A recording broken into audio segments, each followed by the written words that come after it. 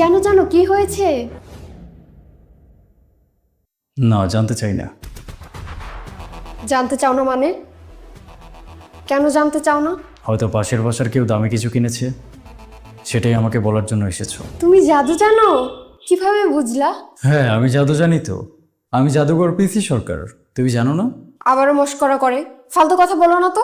আমি এইমাত্র বাইরে থেকে কাক ভেজা হয়ে বাসায় ফিরলাম। আমাকে একটু রেস্ট করতে দিলে আমার খুব ভালো লাগতো। তোমার তো ভালো লাগতে হবে না। আমাদের আশেপাশের মানুষজন জীবনে কত কিছু করে ফেলেছে, আর আমরা আমরা কি করেছি? আমরা এখনো সেই ভাঙা ঘরেই বসে আছি। আমরা কোথায় ভাঙা ঘরে থাকছি? আমরা এত সুন্দর একটা বাসায় থাকি। এত সুন্দর একটা বাসায় কয়জনই বা থাকতে পারে? ওটা কথার কথা, বোঝার মতো বুদ্ধি তোমার হয়নি। হ্যাঁ, বুদ্ধি তো আমার একটু কমই। তুমি জানো না, তার মধ্যে বৃষ্টিতে ভিজে এসেছি তো ব্রেন কম কাজ করছে। আমি একটু রেস্ট করি। আমার কথা শুনে যাও, তা না হলে কিন্তু আজকে তোমার ভাত বন্ধ। এত অল্পতে রাগ করলে হয়? ভাত বন্ধ করবো মানে কি? তুমি বলো, আমি শুনছি তো। পাশের বাসার ভাই ভাবিকে 1,00,000 টাকা দিয়ে নেকলেস কিনে দিয়েছে। একবার চিন্তা করে দেখো। সেটা আমার চিন্তা করার কি বা দরকার? কি বললে? না, আমারই তো চিন্তা করার দরকার। পাশের বাসার ভাই ভাবিকে 1,00,000 টাকা দিয়ে নেকলেস কিনে দিয়েছে, সেটা আমি চিন্তা না করলে কে চিন্তা করবে? এটা তো আমারই চিন্তার বিষয়। পাশের বাসার ভাই হাজবেন্ড হিসেবে কত ভালো, একবার চিন্তা করে দেখো। হ্যাঁ, সেটাও তো আমারই চিন্তা করতে হবে। এরকম হাজবেন্ড পাওয়া ভাগ্যের ব্যাপার। হ্যাঁ, ভাগ্যের ব্যাপার। আর আমার মতো হাজব্যান্ড পাওয়া কি? কি বললে? বললাম যে সত্যি এরকম হাজব্যান্ড পাওয়া ভাগ্যের ব্যাপার। প্রত্যেকটা মেয়েই চায় তার লাইফে এরকম একটা হাজবেন্ড আসুক, কিন্তু সবার কপালে তো আর সব কিছু হয় না। সবার কপালে হয় না? না, কিছু না। জানো, গত সপ্তাহে আমার বান্ধবীর হাজবেন্ড তাকে একটা আইফোন কিনে দিয়েছে। ওই যে তোমাকে ছবি দেখালাম না। ছবি দেখিয়েছো? দেখিয়েছি, তোমার কি মনে নেই? হ্যাঁ, ছবি দেখিয়েছিলে। অফিসে কাজের এত প্রেশার, তার উপর লোকাল বাসে মানুষের ধাক্কাধাক্কি। আজকে সকালে তো একজন আমার সাদা শার্টের উপর পানের পিক ফেলে দিল। বস বকাবকি করছিল। এত প্রেশারের মাঝে তোমার ফ্রেন্ডকে তার হাজব্যান্ড একটা আইফোন গিফট করেছে, সেটা আমি কি করে ভুলে যাই? আমার তো মনে রাখা উচিত। আইফোন 15 কত টাকা দাম তুমি জানো? না, যদিও আমার জানার কোনো প্রয়োজন নেই। তারপরও তুমি এত আগ্রহ করে যেহেতু বলছো, বলো কত টাকা দাম? প্রায় 1,50,000 টাকা দাম।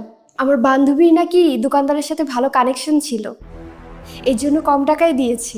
তুমি যদি বলো তাহলে আমার বান্ধবীর মাধ্যমে কথা বলিয়ে অনেক কম টাকায় একটা আইফোন নিতে পারবো। তাহলে কম কত টাকায় নেওয়া যাবে?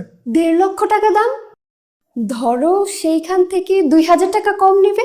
আচ্ছা, তাহলে কম রাখার পর 1,48,000 টাকা দিতে হবে। হ্যাঁ হ্যাঁ, 1,48,000 টাকাই আমাদেরকে দিয়ে দিবে। ওর তো ভালো কানেকশন আছে, বুঝো না?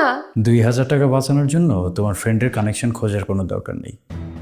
আমার ফ্রেন্ডেরই তো মোবাইল শপ আছে। আমি যদি ওর কাছে যাই তাহলে 2,000-এর বদলে 2,500 টাকা ডিসকাউন্ট করে দিবে।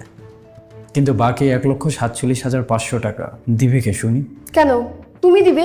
হ্যাঁ, সেটা দেওয়ার মতো যথেষ্ট ভালো অবস্থায় তো আমি আছি।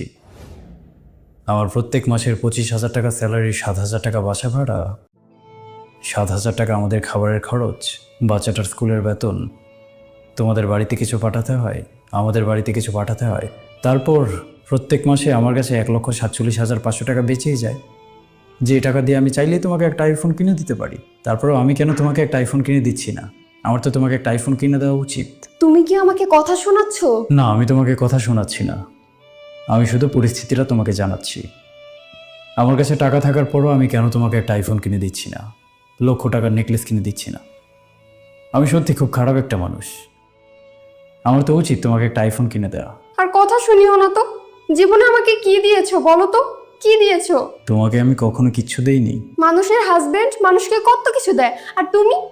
আমি কি জীবনে এরকম হাজবেন্ড চেয়েছিলাম? আল্লাহ আমার কপালে এরকম হাজবেন্ড কেন দিল? আমার পুরো জীবনটাই ধ্বংস হয়ে গেছে। আরে কি ব্যাপার, তুমি কান্না করছো কেন? না না, কাঁদবো না আমি, আমি হাসবো। হাসার মতোই তো কপাল হয়েছে আমার। বাবা মা কত করে বলেছিল তোমাকে যাতে না বিয়ে করি, কিন্তু আমি তো বাবা মার একটা কথাও শুনিনি। বাবা মার অভিশাপে লেগেছে আমার উপর। এর জন্যই এখন আমার এত দুর্দশা। আচ্ছা ঠিক আছে, আমি চেষ্টা করব। তুমি কান্না করো না। বিয়ের আগে তুমি কত কথা বলেছিলে, আমাকে নাকি রাজ রানী করে রাখবে, আর এখন চাকরানি করে রেখেছো। ওই যে আমার পার্সটা আমি অফিসে ভুলে ফেলে এসেছি, ওটা নিতে যেতে হবে, আমি যাচ্ছি।